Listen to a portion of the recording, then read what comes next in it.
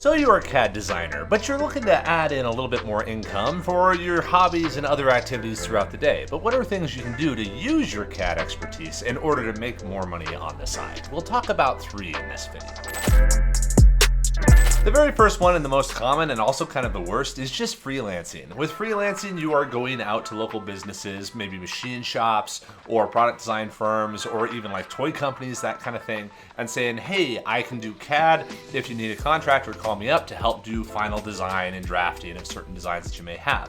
That's a really simple way of doing it, but it's also very difficult because now you're managing clients and you're on timelines. It's not really a side hustle, it's more of a business, and it can turn into a lot of extra work. So it's not as passive as some of the other options that we'll be talking about on this list. Option number 2, you can design 3D prints. Now, if you have a 3D printer and you have been messing around with them before as a CAD designer, you can start selling those actual physical prints. Now, you do not have to set up a print farm for this or anything else. There are now tools available that let you do this for free.